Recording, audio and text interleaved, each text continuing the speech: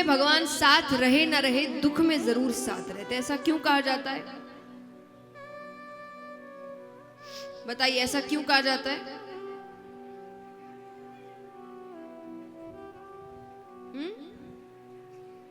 क्योंकि सुख में हम उनको याद ही नहीं करते। दुख में सबको बड़ी भगवान की याद आती है, भगवान का नाम जब शुरू हो जाता है, लेकिन सुख आए तो कोई उनको याद नहीं करता। सिर्फ अपने में लगे रहते, अपने उत्सव में लगे रहते, अपने परिवार में लगे रहते। भगवान की याद किसी को नहीं आती। तो भगवान कहते जब याद ही नहीं करेंगे तो आकर करूंगा क्या? तो यहां भी भगवान को लग रहा है कि ये मुझे भूले इससे पहले मैं ही चलता हूं। भगवान जाने लगते हैं, कुछ दूर जाते हैं कि फिर वापस लौट आते हैं। लौट आए तो अब सब कहने लगे कि मेरे लिए आए हैं। कुंती बुआ कहे मेरे लिए आई है, युधिष्ठिर कहे मेरे लिए आए हैं, अर्जुन कहे पूरी दुनिया जानती है मुझसे कितना प्यार करते हैं, मेरे लिए आए हैं, द्रौपदी कहे मेरे लिए आए। भगवान कहते मैं किसी के लिए नहीं आया, मैं तो अपने भीष्म के लिए आया हूं। मैंने उसे वचन दिया था उसके अंत समय में उसके साथ रहूंगा। वो मेरा इंतजार कर रहा होगा अब तक। अभी तक उनकी मृत्यु नहीं हुई है, वो इंतजार कर रहे हैं भगवान का। क्यों वचन दिया? एक प्रसंग आता है, जब महाभारत का युद्ध चल रहा था तो सूर्यास्त के बाद युद्ध होता नहीं था, फिर दूसरे दिन से युद्ध शुरू होता था। तो एक दिन दुर्योधन ने भीष्म पितामह से कहा कि आप सिर्फ कहने को हमारी तरफ है, लड़ आप उन्हीं की तरफ से रहे हैं। उनको बड़ा क्रोध आता है, तो भीष्म पितामह ने कहा कि कल मेरे हाथों एक पांडव मारा जाएगा।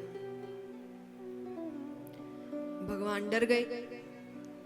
भगवान कहते उन्होंने कहा है तब तो वो उस बात को पूरा करके रहेंगे।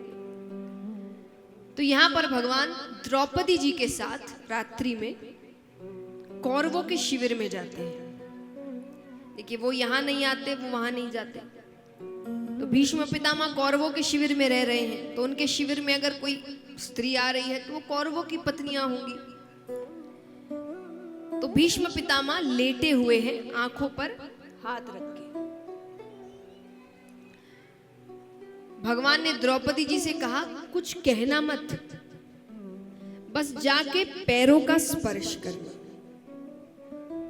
ठीक है, वो आती है, पैरों का स्पर्श करती है कि भीष्म पितामह के मुख से निकलता है अखंड सौभाग्यवती भव।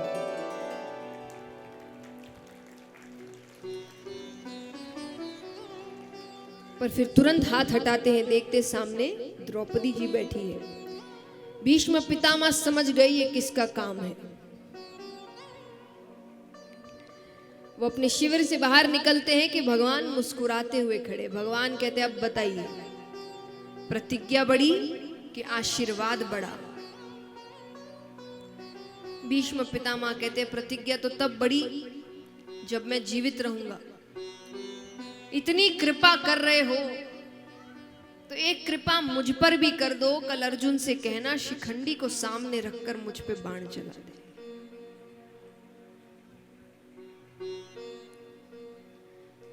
भगवान कहते ठीक है। पर भीष्म पितामह कहते हैं कि मैंने बहुत गलत भी किया पर बहुत सही भी किया है, एक बात मेरी मानोगे? भगवान कहते जरूर। तो बोले मेरे अंत समय में वचन दो तुम मेरे पास रहोगे। तब भगवान ने उनको वचन दिया था कि आपके अंत समय में मैं आपके पास रहूंगा। हमें भी यही मांगना है।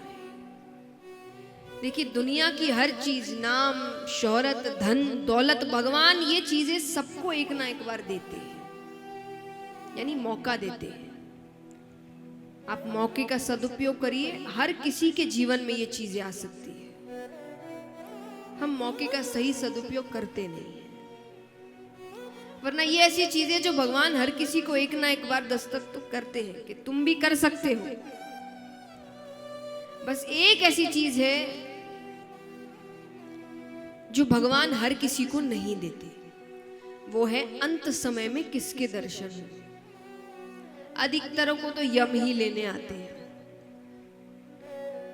शायद वो बिरले ही कोई होते हैं जिनको भगवान लेने आते हैं।